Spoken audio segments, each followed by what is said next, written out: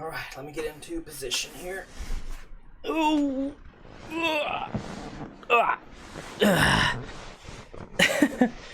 There's got to be a better way for me to do this, but I'm an amateur, so I just do amateur shit. Hey, how's it going, everyone? I'm Jamin. This is my channel, or I guess it's still my channel if it's on Twitch. I'm live right now, so if you're watching this on YouTube, you can watch this. Oh, fuck, I didn't set my camera to record, so I gotta do that again. How lame. How fucking lame is that? Let's hit the on button. There we go. And there we go. A little behind the scenes there for you. Usually I start the camera recording before I, start the stream, but anyways. Hey, what's up, everybody? Welcome to What I Watched This Week, episode number 6. I'm live right now on Twitch. If you're watching this on YouTube, follow me on Twitch, please. It's you can talk with me and you can chat with me live, and it would be fun, and yes, do that, please. Today we're going to talk about Eternals, and also Last Night in Soho, which both I watched this week, which is why this is called What I Watched This Week.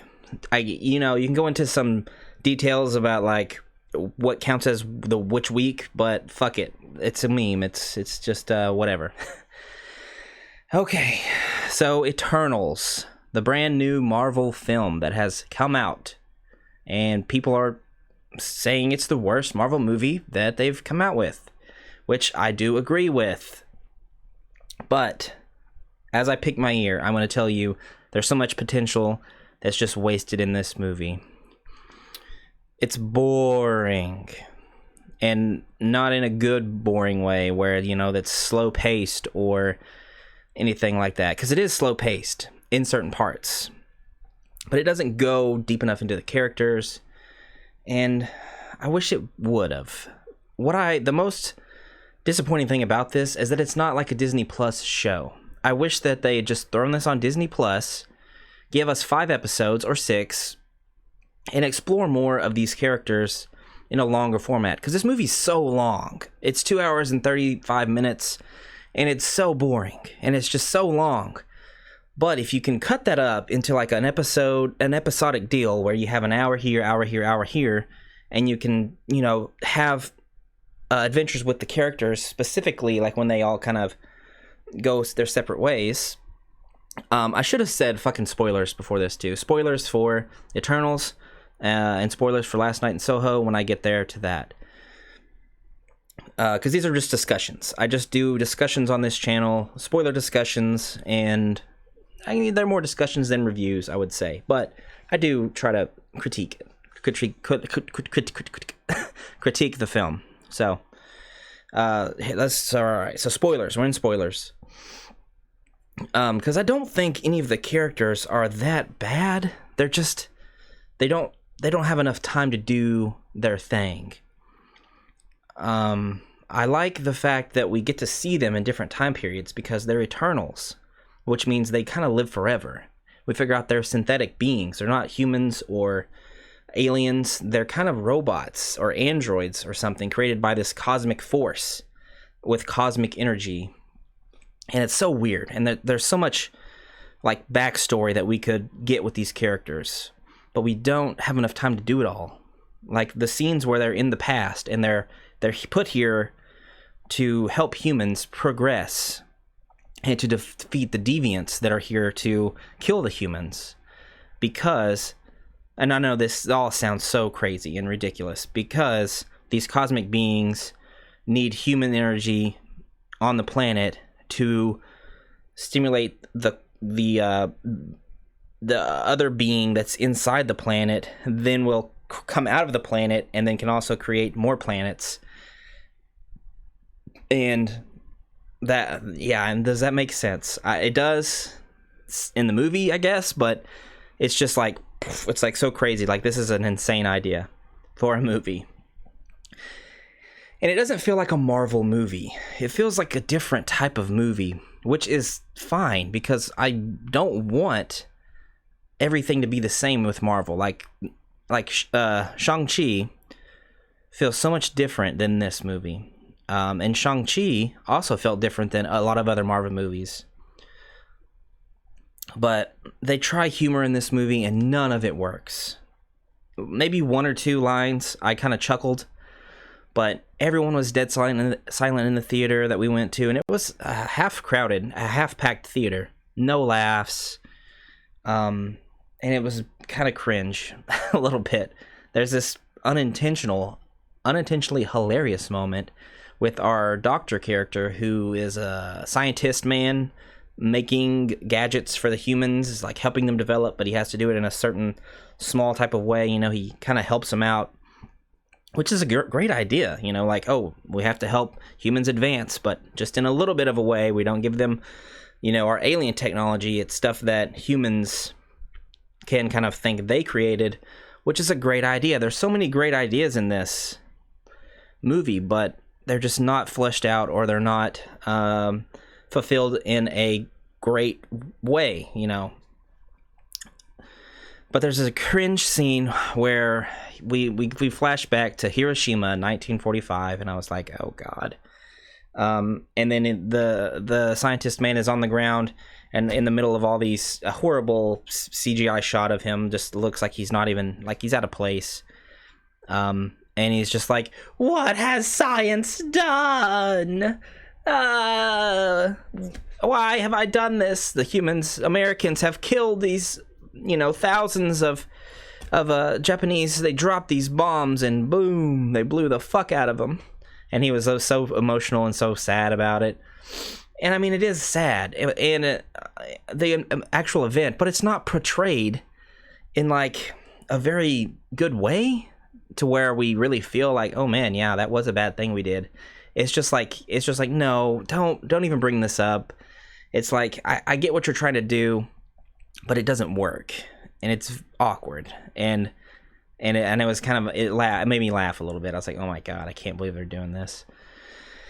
And that was kind of the only unintentional. No, there's one other unintentional laugh that I had, where the main girl, whose powers is to like melt or to change shit into other shit.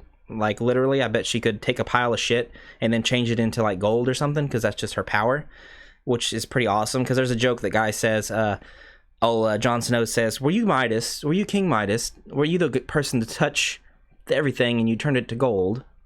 Which is a good question. I think he was just goofing around, but she was like, maybe, or something, Which is so cool, because they're Eternals. They've been here forever. There's so much humor. There's so many witty things you could do with like these beings that have been here forever and throughout history. Like, they're the history books. They're like the gods, that were written about back in the day. And they're immortal. I mean, they can die, but they live forever.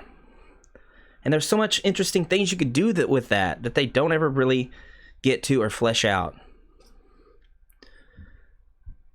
I know I'm going on all kinds of tangents. I'm going all over the place, but I just have lots of different things to say about it, about the movie. So yeah, the humor doesn't work. The characters are fine, just not fleshed out enough. Selma Hayek, I could not take her seriously throughout the movie. They all have bad accents. I know they're just probably regular accents, but sometimes you can't understand what the fuck they're saying. And I like that they're diverse. I like that it's a diverse cast. But they just look weird and out of place in certain parts. Like Selma Hayek, I can't get over that it's just Selma Hayek. She never transcends her role like of this immortal, eternal goddess type figure. It's just like Selma Hayek there. Angelina Jolie is a little bit more believable. She's the best actress out of everyone that's on the screen, I think. She like is the most believable, and she has the most like style and flair in her performance. I think she was fine. Our main actor guy, Icarus, the young wolf, from Game of Thrones, Rob Stark, he's fine. He's basically discount Superman light, knockoff Superman. He has beams and he can fly, and I guess he's somewhat strong, but they don't really go into how strong he is. And so we're gonna go through. We're gonna talk about the ending now of spoilers for Invincible, by the way, because I'm going to talk about Invincible for a little bit here. So you haven't seen Invincible, you can come back later. Excuse me. Unless you don't care about spoilers, or you don't, or you've already seen Invincible, then no worries. But so Invincible has a lot. Invincible is this movie, but just better. And you know what Invincible has? It has episodes, and 10 episodes of time to develop the characters. So in Invincible, Omni-Man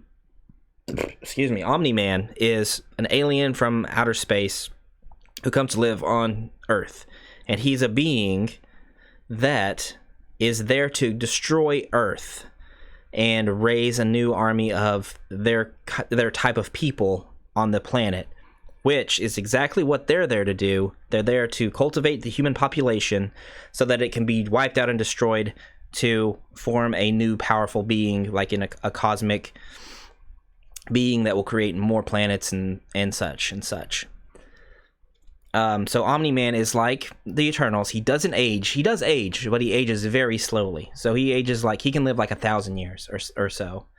And so he has the struggles with having a family. He has a son, which they don't have in this movie, but they have that conflict of where their main guy who flies and is strong wants to complete their mission and have the planet destroyed, and so they have to fight him and stop him, which is just like Invincible. They also have a character who's a child, but they're a child that's immortal, and so they always look young, but they can't really date anyone because they always look like a child. They never age. So if they date someone their age, they're just going to grow up, and that's creepy because she looks like she's 14 or 13 or 12 even, but she's immortal. And there's a character in Invincible. It's Monster Girl, that every time she would change into the monster, she would decrease her age. So she started out as a 23-year-old girl, but she used her power so much and it shrinks her. It makes her de-age. So she's like 13 or 12, and they make jokes about, oh, well, the only person that would be interested in me is like a pedophile or someone my own age, but they outgrow them. And there's a character in there that really loves Monster Girl, and so they put themselves into a body that won't grow and won't age in a great emotional scene so that they can be together. And it's very sweet, and it's great, and it's wholesome, and it's well written. The characters are great. And that girl has like one line of the movie where she says that, where she expresses that kind of feeling, that she wishes she could grow, and why did they make her like this? And which is interesting and could be great if they just if this could be a whole episode of her battling with this conflict, because she loves Isaac. But it doesn't happen, and that's immediately undercut by a joke. She gets whacked on the head and knocked out, and he's like, and the guy says something, like Druig says something goofy, and I was like, huh, okay, well, that one very cool, interesting character trait that person had, and well, now you just made a joke out of it. And that's it, Because if you're immortal, and you live so long, there are so many things to explore in that and unpack, but they have to do this. They have to rush through it. They can't take their time with it, which is very ironic that these people that live forever, you have to rush through their whole lives. It is what it is, I suppose. I gotta stop saying that. I say I suppose way too much. I noticed it, and I gotta stop. Druig as a character, he has some of the best moments. He's probably the best character. Like, he is the one who can control minds. Well, they all have pretty unique powers. They're all unique, but they all have pretty cool powers. Except for, like, Energy Blast, Kamal Nanjiani. Which is, okay, he shoots lasers. But, it's when compared to, like, controlling minds and shit, that's like a bad power. Like, oh, you can shoot laser beams out of your hand. Well, guess what? I can mind control you. So, he has a cool power, and there's a scene where they're all fighting. Everyone's fighting, in like Roman times, and he's very sad that, like, he's like, man, like, why are these humans fighting and killing each other? I can stop all of this. And then other people are like, no, you can't. This helps them further. This helps the human race further themselves. The more they fight, the more conflict, the more science progresses, and the more they just grow. And he's like, no, I'm tired of this. And he mind controls everybody, and he takes them, and they leave somewhere because he's tired of seeing them fight. And that was a good emotional scene. And it shows some conflict in the group, which I liked. And they all kind of disband from that point, and they live their lives in different places. And after that, like, nothing really happens again that is like emotional or really impactful. So it was just all kind of lame, kind of boring. But there's ideas here, and there's potential here that could be really great if they could flesh it out, I guess, better. With just more time, but it's boring as it is, so I don't know what they could have done. I don't know. Wasted potential. Because I don't think it's that bad. I'm going to give it like a 5 out of 10. It's just too long, and it's boring.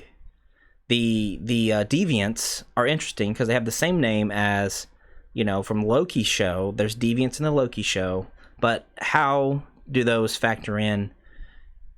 Because they're both called deviants, but why are these people called at the TVA? Why do they call those deviants, and why are these called deviants? How they gonna mix that together? Their design is okay. They look a little generic, but I mean, they have like this cool color to them.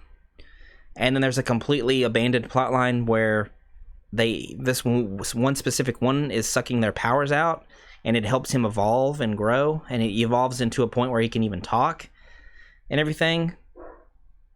And my dogs are barking. I don't know what they're freaking out about, but I just wish that would have gone somewhere, because I thought it was an interesting way to go. But then Angelina Jolie, I think Athena, just kills him, cuts his head in like different parts. I thought they were going to have to team up, or I thought he was going to take more of their powers and evolve into like a almighty being that would fight Icarus, or that would fight a couple of them, and they would do battle. I don't know, but it just dies, and it really had no effect on the plot necessarily. I mean, it was the main villain for a certain bit of the movie, and then that gets flipped. But it's just disappointing. Just disappointing. Kumail Nanjiani, he was the most. They gave him the most kind of comedy stuff because he is the comedy guy, But all of his stuff wasn't that great. He was charismatic enough. I liked his character. He just wasn't very funny. Excuse me. Yeah. What was I saying before? I couldn't remember what I was saying before. Music, not memorable. Nothing stood out to me there. So guess what happens, guys? The gays are taking over. That's a joke. In Eternals, we get I'm gonna say, the first Disney gay kiss. Like, we have a nice husband and husband relationship. They have a son, and I just wish I could figure out, like, there should be an episode in here where he meets this guy. They adopt their son. They have a whole storyline, because that would be interesting. I'm telling you right now, like 6 episodes, an hour long. We go through these characters from the beginning to the end, because in this movie they have the story disjointed, where we go back and forth from time periods, and it's easy to tell that they do a good enough job of conveying that, okay, we're in the past now, we're not in the future, we're not in present day. But if we did this as a series, you can just start it at the beginning and then go through time, and you can just keep it going as the characters go, and not have to do this jumping back and forth thing, which they do that, I feel like, to stop having origin stories, because this is an origin story, but at the same time it's a present day story. But we have to know where these characters came from and what they're doing, And excuse me. And I feel like their backstory is probably cooler than the present story they're trying to tell. So I would have rather just seen a straight up origin story than have them jumping back and forth. But they have a gay kiss, and it's nice, and it's a sweet moment. I didn't think they were gonna do it. Right when I heard them saying, you know, husband and all that, I was like, oh, cool, gay couple. Are they gonna kiss? And I was rooting for the kiss, and they do kiss, and I was like, oh, that's so sweet. Disney, you did it. Yay, we're woke, everybody. But that it's not gonna happen in Spider-Man. It's not gonna happen in Avengers, right? There's not gonna be any gay kissing in Spider-Man or in Avengers. Oh my god, my camera just fucking died. I had it charging for hours, but it wasn't charging on a straight up outlet. It was just charging on my computer, like through the USB. So that's fucking stupid. Oh well, this video is gonna have to go on YouTube too. So, hi YouTube. You get the low quality video. That's my stream video. So happy birthday. But getting back on track, wouldn't it be crazy? Let's see Tobey Maguire and Tom Holland give a smoochie. Like Spider-Man on Spider-Man action. That's definitely somebody's fantasy out there. That's my fantasy, if I'm being honest with you. But you ever see that Spider-Man video where there's two Spider-Mans and they're on the bed and they're doing the butt slapping? That's what they're going to do. That's what they're going to do in the new movie. It's going to be a scene in there. Yeah. All right. Well, anyways, I think that's all I have to say about Eternals. Is there anything else that I want to cover? I'm trying to think of what my brother Jason said. We watched it with him and my dad, and they didn't like it either. Said it was boring. But yeah, Jason said he didn't like the scenes that he didn't like. It was jumping back and forth so much. He didn't like the scenes where they were in the past, and those were my favorite scenes. I want to see more of that. All right. I guess we'll just move it along. I hope I'm not forgetting anything that I wanted to talk about. What this means for the MCU. I guess we can talk about the ending. They took our heroes. They took our heroes away, and now we have Harry Styles and Patton Oswalt as a little troll guy who looks like he's from a freaking DreamWorks movie. And now they're gonna help do something, and it's Thanos' brother. Okay, and his name's Star Fox. Yeah, like Nintendo Star Fox. And it's Thanos' brother. Did I say that? Because that can't be understated enough. Harry Styles is Thanos' brother. Okay. And I guess he's strong. I don't know. He's an Eternal as well. But he's got to be a variant or deviant. Oh, is that right? Is that what it is? Oh no, I think I was messing up. A variant, not deviant. The people in the TVA Loki show that are different in different universes are variants, not deviants, right? Damn it, I messed that up. Marvel, gotta get your shit straight. You can't have deviants, variants, nexuses, all this weird shit. You gotta communicate this stuff better, because you confused me. But you know, and then we have our main guy that I thought he was going to redeem himself, or he was going to come back for different movies, and who knows, maybe he might, but I don't think you can come back from flying into the goddamn sun. Maybe you can, I don't know, but Eternals, maybe he didn't actually do it, but it looked like he flew right into the sun and killed himself, because he was so ashamed, I guess, of what he had done. I don't know. It seems like he could have lived to fight another day, apologize, help. You're strong and shoot lasers, you could help people, but he's had enough, I guess, and he said, fuck it, I'm out. All right. Eternals, Marvel's worst film yet. All right, that's the only reason I saw it. The only reason I saw this movie was because it was labeled as the worst Marvel movie. So I said, I gotta see this, because otherwise I had no interest in it. And in fact, I thought, you remember Inhumans? Remember Inhumans? That was a thing. I thought that was going to be a movie.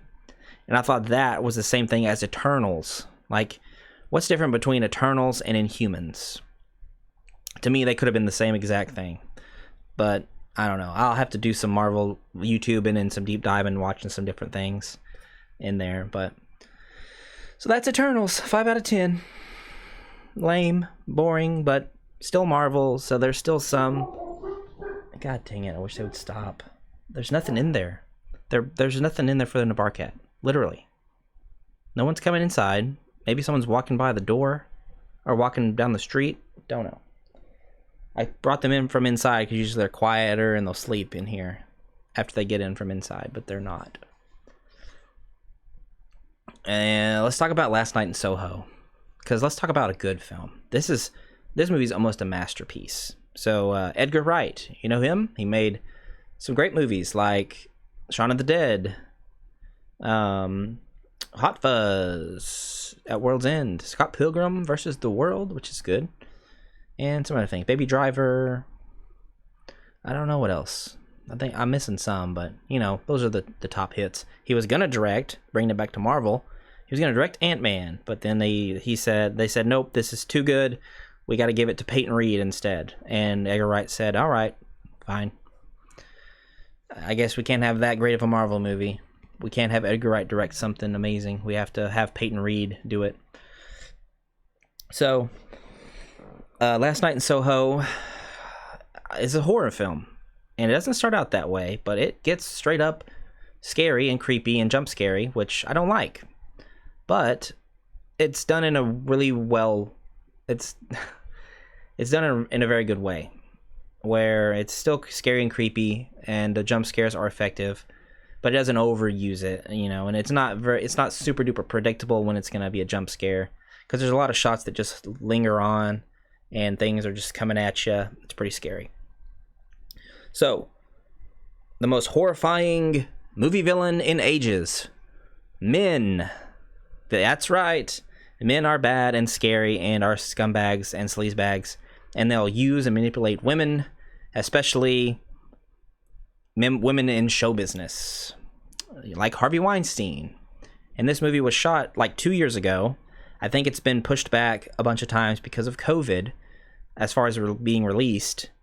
And I think it would have been really, really poignant at the time if it would have come out, you know, more when Harvey Weinstein was being exposed for his terrible behavior. Excuse me. So this movie, at first, it starts out, it's the story of a girl who wants to be a fashion designer. She moves to London and starts staying at a London school. And then she moves into a hotel, an apartment building, because she can't stand her roommates and everything. And she likes being alone. She's the most hipster girl that ever hipstered. She loves the 60s. She loves records. She's all about that 60s life. I was born in the wrong generation. 60s fashion. She's hipster girl. And so she starts staying at this hotel, this apartment building. She starts getting these really vivid dreams. And it's kind of said from the start that she has a connection to the paranormal. She can see her mom. Her mom died when probably seems like a couple years before, and she sees her sometimes in the mirror, and it's meant to convey that she really can see like ghosts and things like that. So she starts staying at this new place, and she starts having these super vivid dreams, and things start happening in the dreams that kind of affect her in real life. Like she gets a hickey on her neck because this guy was kissing her on the neck, and in the dream, and it's really well done and well shot. And then stuff starts to spiral out of control, where this guy that she thought was in love with her in these dreams she's seeing, turns out is a total scumbag that's only in it to, you know, have sex with her and to make money off of her, and then she's just thrown away, you know. And then he goes on to the next girl, and the cycle repeats itself. And it's a very, you know, sad and horrific tale, and it's shot and executed in a very, very good way to make you feel just terrible and bad, you know. And the build up and the descent of this movie is really great. I kind of wish there's a little bit of pacing that's off, because I feel like there's too much dwelling on the horror part at the end. Like, it should be. So we start off really slow. I don't really like the start of this movie because it's just kind of, I didn't think I was going to like it very well. It's the setup is kind of slow, and I don't really care about this girl, you know. I was like, okay, well, what's going to happen? What's she going to do? And she starts going to this school, and she has this mean roommate who's a bully. And I was like, this is very kind of like, you know, childish. This is very like high school movie or whatever. And I was like, oh, okay, well, where's this gonna go? And the movie really picks up, and it goes like into some great cinematography, some great choreography with the dancing and the movements and everything. When she gets to that home and when she gets to the apartment, she starts to go to sleep, and then she sees herself as Anya Taylor-Joy, who, you know, I love. She's amazing. She's great. And she sees herself in reflections as Anya Taylor-Joy, and there's so many cool shots of her walking by windows, and there's cameras swirling around them as they dance and they party, and it switches from her back to Anya Taylor-Joy, and then she's living in that dream as that character for some time, for some of the moments. But then other times she's detached from her and she's looking at her through the mirror. And at first, you don't know if it's just a dream and these characters are made up, or if this is actually a real thing that happened and she's looking into the past. And finally, it is revealed that, oh, these things did happen. They're in the past, but we're only seeing a certain portion of it. And the full story is revealed later. But to go back to what I was saying, like the escalation of it, when you get to those scenes, and there's that cool blinking lights that shine through, because there's a sign right beside her window that shines real bright, different colors, and you just see that coming through the window, and it's so great, and it's so well shot. And she lays down to go to sleep, and she just is whisked away into this 60s nightclub world, and she's singing and dancing, and she's wearing this cool fashion dress, you know, and she wants to be a fashion designer, so she starts making the dress that she's wearing in the dream. And it's really great, and it was so like interesting and fun when that started happening. And that's when the movie picked up a whole lot. I was like, this is great, this is amazing. And then as it keeps going, you know, one of the dreams she goes into, it just starts to be like not what she thought it was going to be. Like, she has this great singing audition at this place, and then she goes back to the dream the next night, and she's a backup dancer. And it's kind of like she's not getting the shine that she thought she would. This guy, I think his name is Mike, who was like her lover, and he was this great guy and is helping her career. And he's kind of like he's not paying as much attention to her, and he's being more rude, and they're not having that fun that they had at the start. And it just keeps, and she's like, well, what's happening? I don't like this. And she freaks out. And that girl does a great job. I can't remember what her name is. She hasn't been in much. She hasn't acted in many things, but her face is like all over this movie. Her face is like dead. Like, she's almost in every single shot of this movie. You know, she is the focus, and she has to do so much in this movie.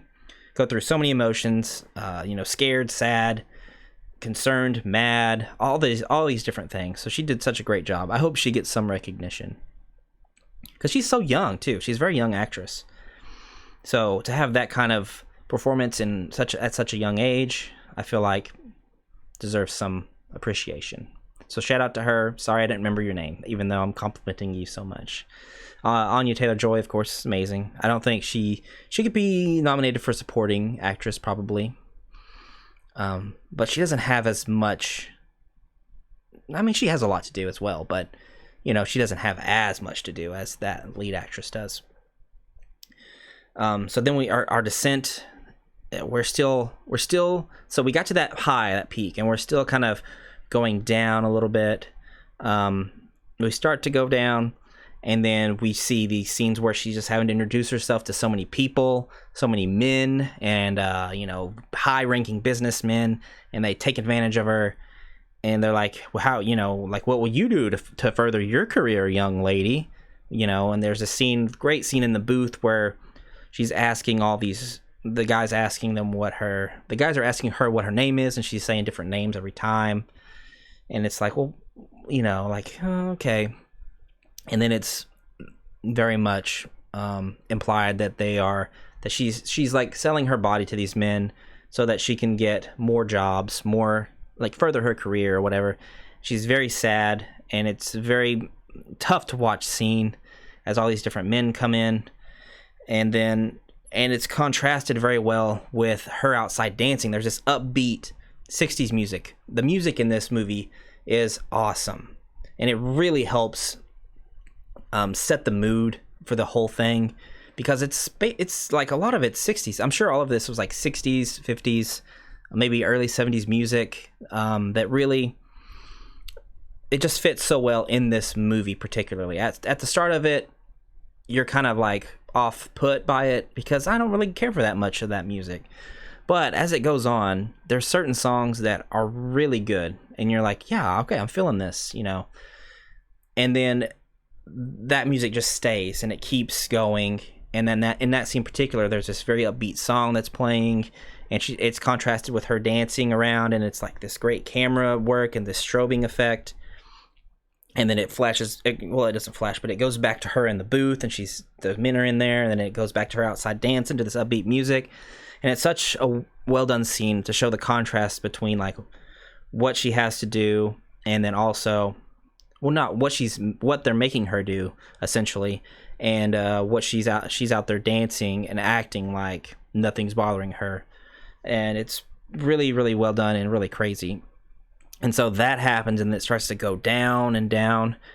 And I feel like there should have been more of that, because that was really powerful and really telling, and really gets under your skin. And it shows like, I mean, that's exactly what happened, I'm sure, back in the day. And it still happens to this day. I mean, Harvey Weinstein, And men are just monsters and animals, and they're the most horrific movie villains of all time, because the next thing that starts happening is she starts to see the men in her room, but they're faceless. They're like a faceless, creepy man, and they're like coming after her, and they start spooking her, and they start standing around her room, and that stuff lasts too long, I feel like. There's just too much movie after that. Like, then it goes to just straight up horror movie. I wish there was more showing the crap that she had to go through with those guys, and then it starts to really affect her in that building where she starts seeing the ghosts of those guys or whatever, and they're coming after her, and then that lasts for like 10 minutes, or it's right at the end of the movie. That's kind of the climax, and then we figure out the reveal. But it's like 30 minutes or 40 minutes of there's like ghosts now, and they're coming after her, and they're everywhere. And it really shows, like, it really makes you feel like, it really makes her seem like she's insane, because she's seeing all this stuff, but it's real, technically real, because it's affecting her. And I think they would like actually kill her, strangle her, if it came to that. But it's really like she would probably do it to herself, or she would get pushed down somewhere. I don't know exactly what would happen, but it's really freaking her out, and it's really like in her head, but it's real at the same time. So it's really hard to explain of what's going to happen to her if she gets caught by these people, by these ghosts. And there's this mysterious guy that she keeps seeing, which was kind of a red herring. We think it's Mike, which I thought it was Mike, and I was like, well, that just can't be it, though, like that can't be, because it's too obvious. So they have to do something else in the story.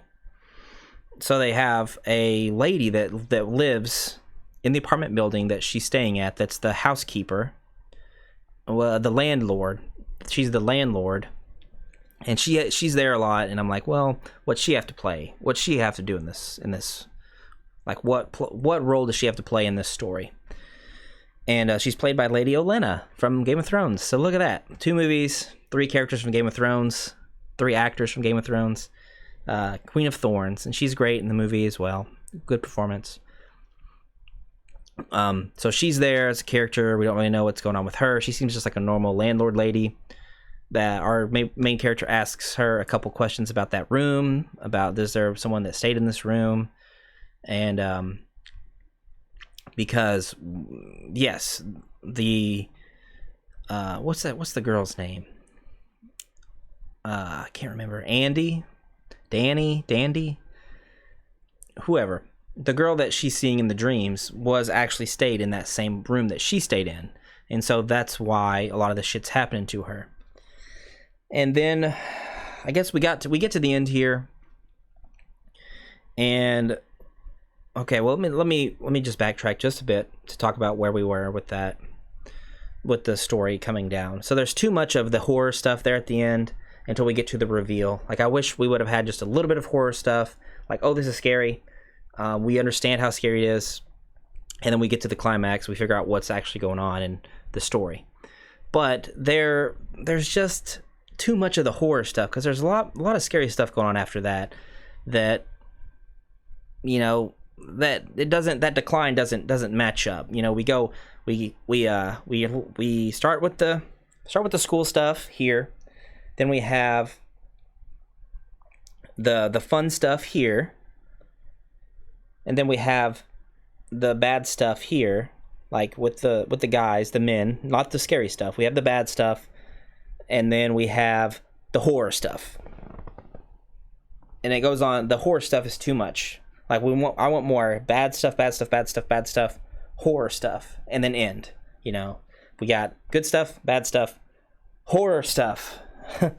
And then end. And I don't like that. I wanted bad stuff, horror, end. I think that would have been good. That would have been a real good punch. But that's my opinion, of course. What do I know? Fucking Edgar Wright, he's a great filmmaker. Also, so what happens at the end? Mike is not the guy that is not the Mike from the dreams. The bad guy that she fell in love with that set her up for all the that stuff that happened. He was a cop. He was the cop that she talked to in one scene. And it turns out that the girl she was seeing in her dreams was the lady that lived at the house, or lived at the apartment, the landlord. And she wasn't the one that was... She did get, you know, abused by those men, but she saw her getting killed at one point in the dreams. But it wasn't her that was getting killed.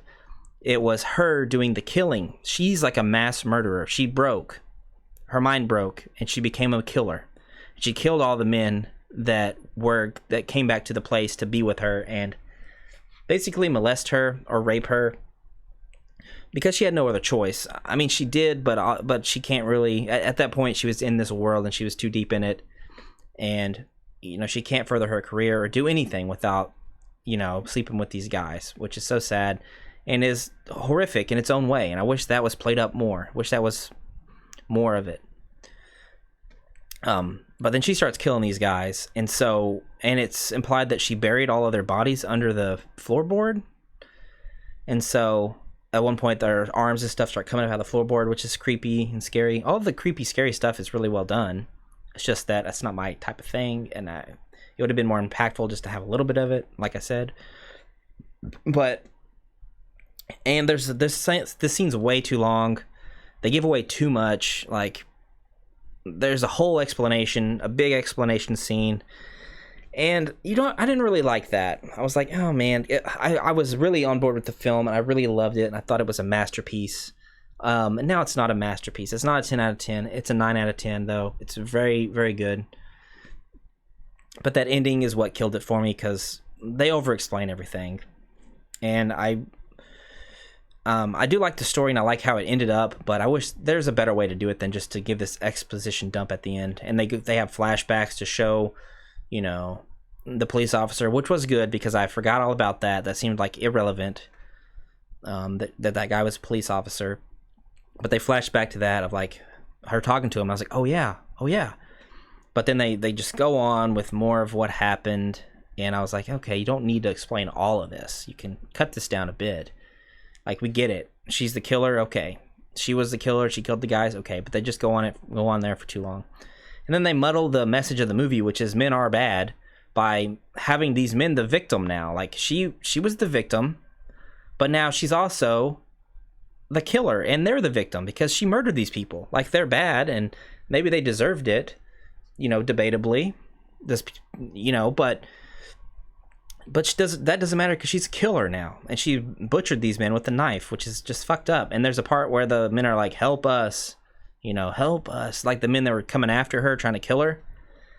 She thought, I guess they were just coming after her to get her to help them, to help free their souls or something, because they're trapped under the floorboards, and that maybe their ghosts were haunting this apartment building, and the apartment building burns down, and I guess their bodies burned, and now they're free, I suppose. But the Mike character, the police guy, Mike, he turned a blind eye to the murders and killings, and that's how she was able to not be put in jail or anything like that.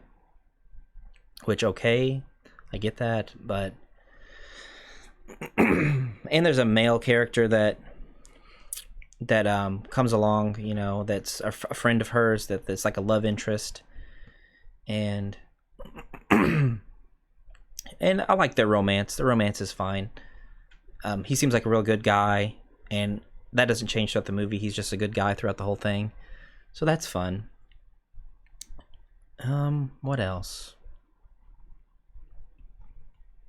He gets stabbed, and I thought he was definitely dead, but he lived somehow.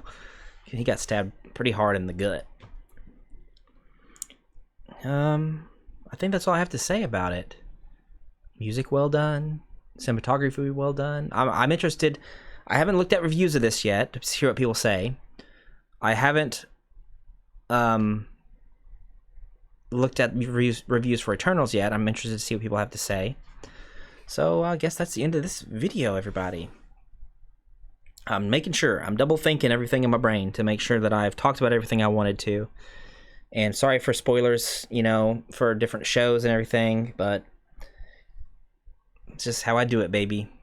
There's not going to be somebody posting crazy spoilers or like saying, thanks, dickhead, for spoiling this because you don't watch this. Nobody watches this. So I can say whatever the fuck I want to say. All right?